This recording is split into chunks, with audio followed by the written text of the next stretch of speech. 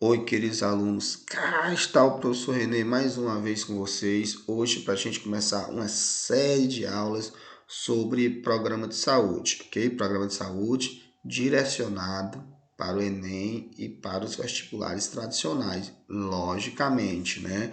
E eu quero que vocês também saibam que saúde é bem mais do que isso que eu vou mostrar para vocês nessa série de aulas, né? Aqui é uma visão reducionista, higienista, biologista da saúde. Aqui está mais para um programa de doenças, né?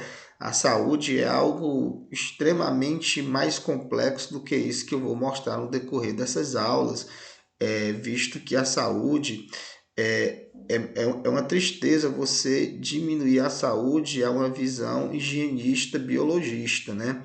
A saúde é algo imensamente mais complexo, envolve problemas sociais, econômicos, culturais, ambientais, mas esse reducionismo e higienismo que eu estou fazendo aqui dá muito certo para o objetivo que é a orientação para a resolução de questões de vestibulares tradicionais e do Enem. Mais do que isso, isso aqui não serve, ok?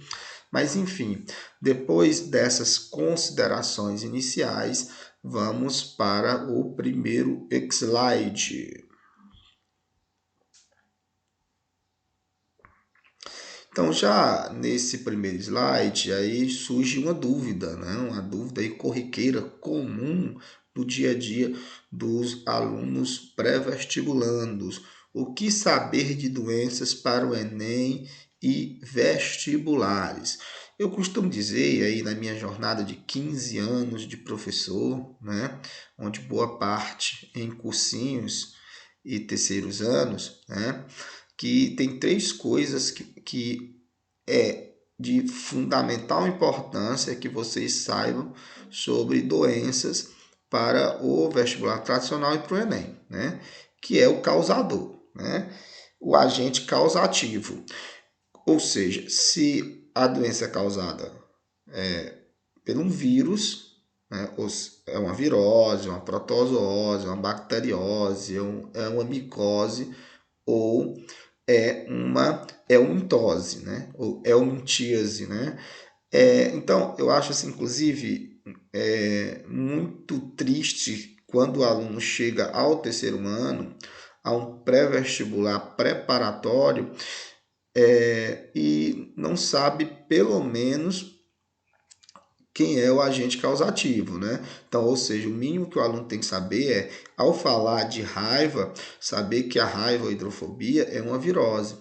Ao falar de tuberculose, de hanseníase, de difteria, de coqueluche, o mínimo que o aluno tem que saber é que essas doenças citadas por mim são exemplos de bacterioses. O mínimo que o aluno tem que saber é o escutar falar de malária, de toxoplasmose, é saber que isso são exemplares de protozooses. E assim sucessivamente. Ao falar de ascaridíase, saber que é uma eumintíase, né? Uma eumintose, e assim sucessivamente. Então, o mínimo que o aluno tem que saber é o causador da doença, se é um vírus, se é uma bactéria, se é um protozoário, ou se é um helminto, ou se é um fungo, né?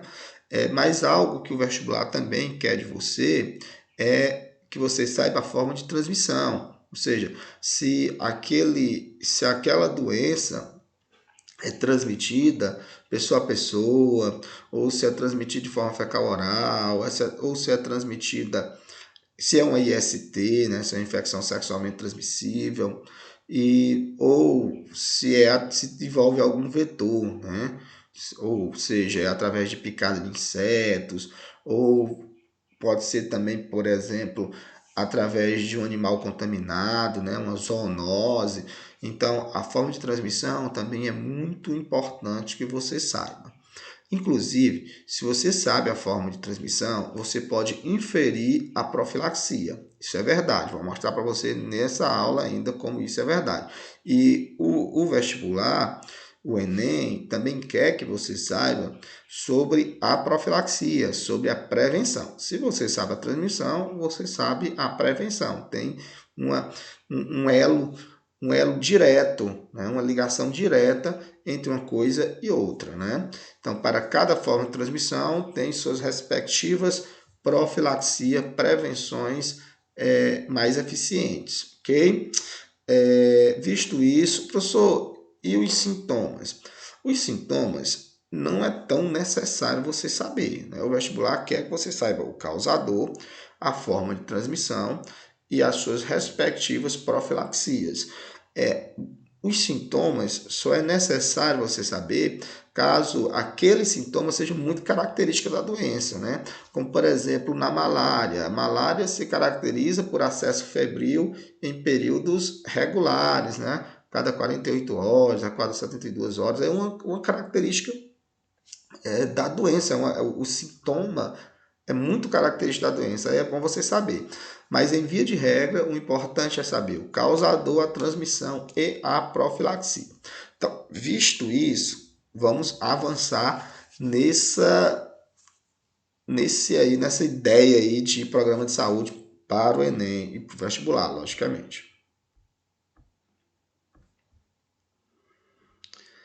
Então, pessoal, quero que vocês saibam, nesse exato momento, sobre quanto à forma de transmissão das infecções e infestações. Veja só, nessa minha primeira aula, dessa sequência de aulas de programa de saúde, eu vou falar apenas de algo comum a tudo. É algo que vai ser importante você saber quando eu estiver falando de viroses, quando eu estiver falando de bacterioses, quando eu estiver falando de protozooses. Isso aqui é comum a tudo. Então, é um momento preparatório, ok? Para os conteúdos que vêm nas aulas vindouras. Então, nesse exato momento, eu vou falar quanto à forma de transmissão, né? Quanto à forma de transmissão de infecções, entenda por infecções, quando o patógeno é um micro-organismo, né? Infecções virais, infecções bacterianas. Infestações é quando o patógeno é um macro-organismo. Então, entenda por infestação, infestações de helmintos, né? De infestações de vermes, né?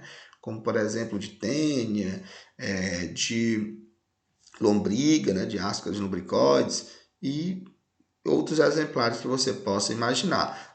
Eu dei exemplo só de endoparasitas, mas quando você tem vários ectoparasitas aí no seu corpo, você também tem infestação. Você pode ter infestação de piolho, infestação de carrapato, né? Infestação de pulga e assim sucessivamente, dependendo da sua carência de higiene. Eu acho que quando eu era criança, eu tive infestação de tudo e mais um pouco, né? De piolho, carrapato, né? Para falar da superfície do corpo. Por dentro também, eu era uma verdadeira comunidade de vermes. Eu era mais verme do que criança, né? Eu não tinha vermes, os vermes tinham a mim. Sim. Então, mas o que é que tem a ver isso? Nada. Então, quanto à forma de transmissão, nós temos a transmissão de forma direta e de forma indireta. Professor, o que significa essa transmissão de forma direta? Transmissão de forma direta é que não precisa de um veículo. Ou seja, a pessoa passa diretamente para outra pessoa, né? E como eu mostrei aqui nesse meu desenho. Então, na transmissão, quanto à forma de transmissão, quando a transmissão é de forma direta, uma pessoa passa diretamente para outra pessoa.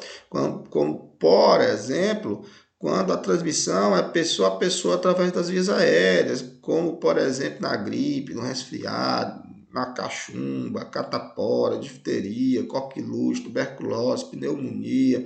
Então, ou seja, uma pessoa passa diretamente para outra pessoa através de suas vias aéreas, né? Então, não precisa de um veículo, né? Outra forma de transmissão direta é através de mãos infectadas, mãos contaminadas. A pessoa vai ao banheiro, evacua, não lava as mãos, aí pega na mão de outra pessoa, aí vai lá, né, os ovos dos helmintos, ou os cistos de protozoários, né, ou esporos de bactérias, vai lá para a mão de outra pessoa, né, e aí a outra pessoa leva a mão à boca, coça os olhos, né? Mas em via de regra leva a mão à boca, né? E aí vai se infectar também. Então, também de forma direta, uma pessoa diretamente para outra pessoa. E também ISTs, infecções sexualmente transmissíveis, também uma pessoa passa diretamente para outra pessoa através da relação sexual sem uso de preservativo, ok? De forma indireta. De forma indireta é quando uma pessoa não leva a doença diretamente para outra, né? Existe um elo, né? Que um veículo que é um intermediário entre um e outro. Aí há de se falar de transmissão indireta. E esse veículo, ele pode ser, por exemplo, a água, né? Então, muitas infecções de transmissão fecal-oral, né? Aquelas que ocorrem por conta da falta de saneamento básico, né? Quando você consome água com resquícios de dejeto humano, né? É uma forma de você pegar essas infecções de forma indireta, né? Também alimentos contaminados, né? Como, por exemplo, a falta de higiene da pessoa no trato com o alimento pode levar a isso. Então, o veículo é o alimento. Através de objetos, penso aí, por exemplo, no tétano, né? Onde você sofre uma perfuração profunda com metais, um objeto enferrujado, né? E também próprias doenças de transmissão pessoa a pessoa através das vias aéreas, quando elas são transmitidas dessa forma, elas são transmitidas de forma direta, mas eventualmente essas doenças também podem ser transmitidas de forma indireta, através de objetos. Como assim, professor? Não entendi. Uma pessoa com gripe, ao falar próximo, ou tossir, ou espirrar próximo de outra, pode passar de forma direta essa infecção das vias respiratórias para o outro. Mas pode ser que essa pessoa, isso serve muito bem para a Covid-19, né? Pode ser que você transmita falando, né, tossindo ou espirrando, próximo de outra pessoa, aí a gente fala em transmissão direta, mas pode ser que com Covid-19, com gripe, com resfriado, você espirre ou tussa na mão, né? E você aí pega na maçaneta ou pega no celular e a outra pessoa pega nessa maçaneta também, nesse celular, e sem lavar as mãos, coça os olhos, leva a mão à boca, leva a mão ao nariz. Então, perceba que nesse caso a gripe, o resfriado, Covid-19, não está sendo transmitido de forma direta, mas de forma indireta, através de um veículo que são esses objetos. Então, pode sim, a gripe, por exemplo, pode ser transmitida de forma direta ou pode ser transmitida de forma indireta, né? E nós também temos a forma indireta quando o veículo é um vetor mecânico ou um vetor biológico, né? Vetor mecânico é quando o animal, né, geralmente o inseto, ele leva nas suas patinhas ou na superfície do corpo o agente infeccioso. Ou seja, o agente infectante, ele não precisa ter um momento da sua vida dentro do corpo do vetor. O vetor apenas funciona como um veículo mesmo, como um transportador. Aí a gente fala de vetor mecânico. A mosca é um ótimo exemplo, a barata, que leva os agentes infectantes em suas patinhas, né? Então a gente fala de vetor mecânico, porque esse agente infeccioso, ele não precisa ter uma parte do seu ciclo de vida no corpo desse vetor. O vetor apenas transporta na superfície do seu corpo, nas suas patinhas, esses vírus e essas bactérias. E nós temos o vetor biológico, onde obrigatoriamente uma parte da vida do agente patogênico é no corpo desse vetor. Aí a gente chama de vetor biológico, como por exemplo o mosquito Aedes, né? É um vetor biológico, como por exemplo o mosquito Anopheles, lá da malária também, o agente infeccioso tem que tem um ciclo, uma parte do seu ciclo de vida dentro do vetor. Aí então a gente chama de vetor, ou seja, para ele adquirir a forma infectante, ele tem que passar ali por dentro do vetor e cumprir uma etapa de sua vida dentro do vetor. Então aí esse vetor não é um vetor mecânico, é um vetor biológico. Okay? Eu digo isso porque às vezes o mecânico leva a ideia de inanimado, né? Não, o vetor mecânico também é um ser vivo, só porque é um ser vivo que serve apenas para o transporte, não serve para o agente infectante cumprir uma etapa de seu ciclo de vida em seu corpo, né? Porque se o agente infectante cumprir uma parte do seu ciclo de vida no vetor, aí a gente chama de vetor biológico. Tranquilo? Acho que deu para entender, se Deus quiser. Vamos para o próximo slide. Então, como eu tinha prometido para vocês, vamos ver a relação entre transmissão e profilaxia.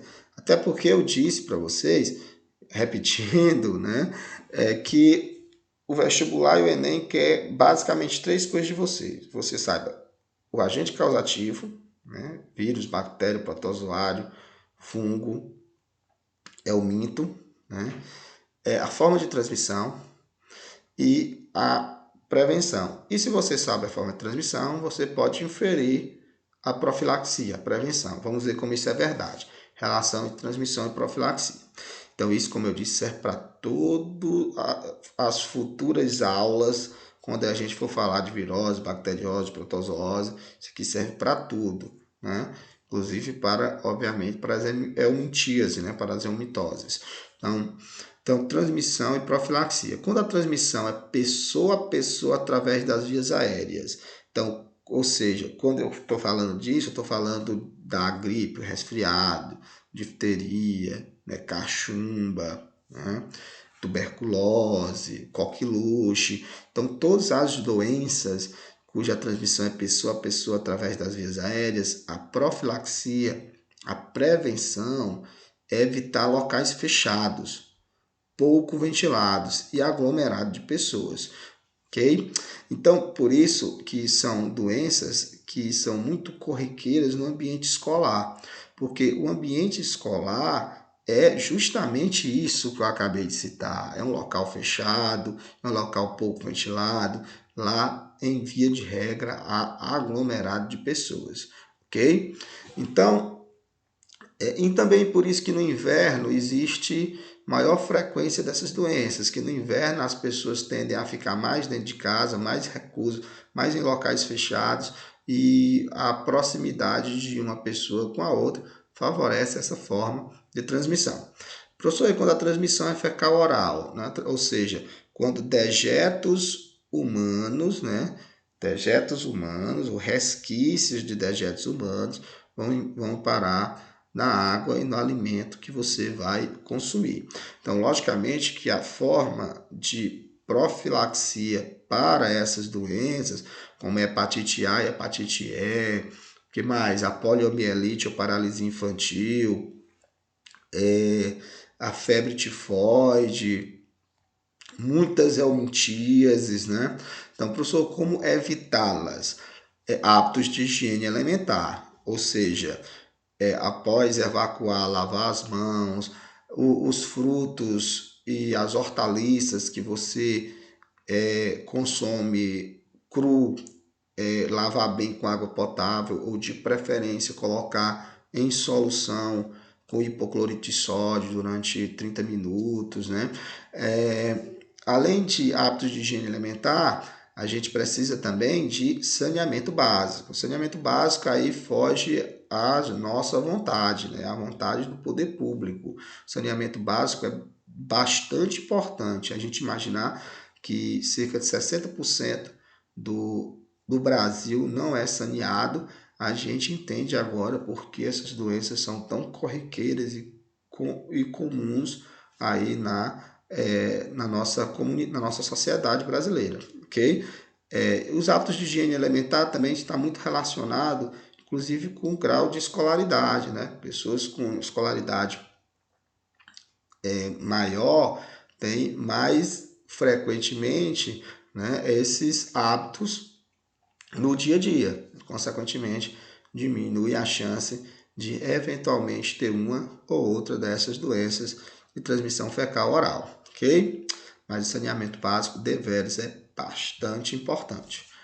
Tem um marco aí do saneamento básico, né, até 2033, salvo engano, mais de 90% do Brasil tem que estar saneado. Vamos ver se isso vai acontecer. Provavelmente não.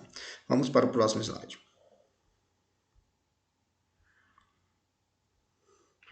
Então, agora, relação entre transmissão e profilaxia, onde a gente vai falar primeiro da transmissão através de animais infectados, né, como por exemplo a raiva, né, ou hidrofobia, ou da picada de insetos, como por exemplo a dengue, chikungunya, zika vírus, né, malária, febre amarela, leishmaniose, né, elefantíase, para citar uma helmintose, né?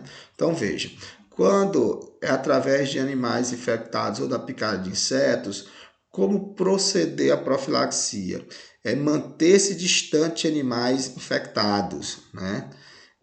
Por exemplo, se você está passando ali na rua e se depara com um cachorro vadio, né? E você tem a suspeita que aquele cachorro é raivoso, você vai se manter distante dele. Não vai falar, ô cachorro raivoso, ô que bonito um cachorro raivoso. Não, você vai passar distante, né? Então, manter-se distante de animais infectados e dos insetos, né? Por isso, dos insetos vetores.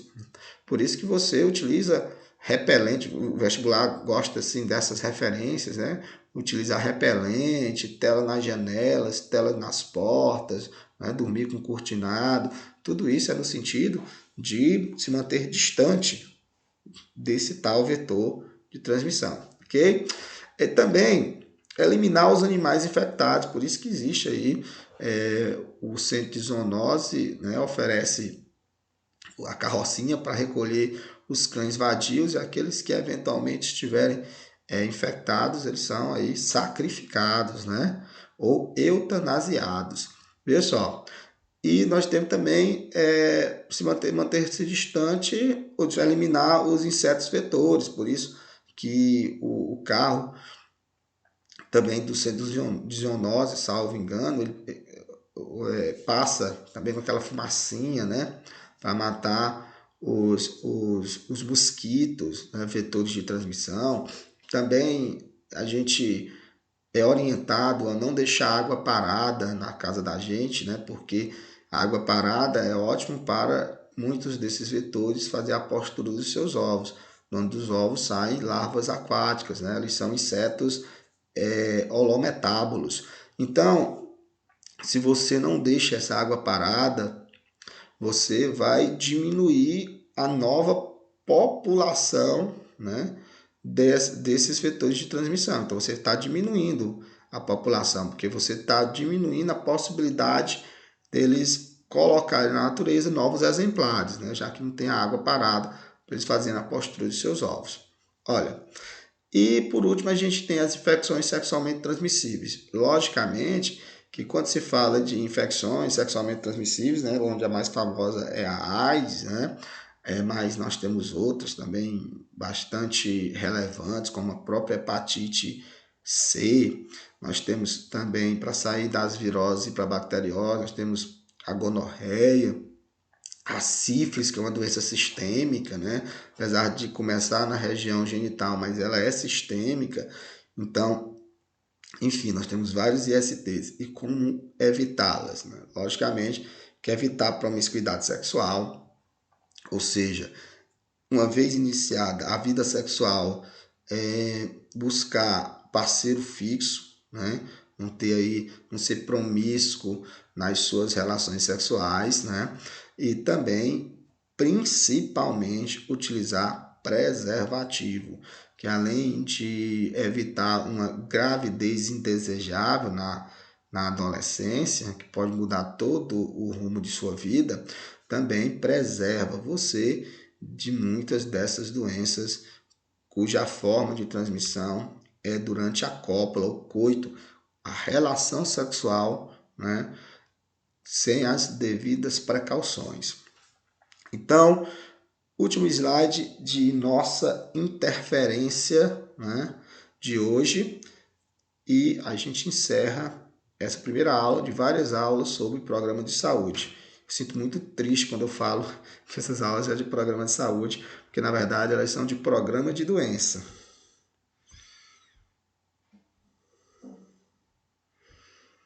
Então, pessoal, só para a gente vislumbrar, né, nossas aulas vindouras, né? Nós vamos falar no primeiro momento sobre as principais infecções, né? E aí entenda por principais infecções que eu vou falar virose, bacteriose, protozooses e micose, justamente nessa sequência. E depois vou falar das principais infestações, né? Ou seja, vou falar daqueles endoparasitos lá do nosso sistema digestório, né? Vou falar em primeiro momento das helmintoses por plateumintos, ok? Tipo ateníase, né? A cisticercose, o que mais? Barriga d'água, né? Esquistossomose, quase não sai, quase não lembro, né? Depois a gente encerra falando esse primeiro momento, né? Sobre helmintíases por nematelmintos, por nematódios, como por exemplo ascaridíase, ancilostomíase, né? A oxiuríase e assim sucessivamente, né? E depois a gente pensa em falar de outras doenças não infecciosas e não causadas por vermes, né? Como por exemplo as dependências químicas, as neoplasias, ou seja, o câncer, né? Mas isso aí é um projeto futuro. Nesse primeiro momento aí, programa de saúde com essas infecções e infestações. Então, pessoal, até nosso próximo encontro.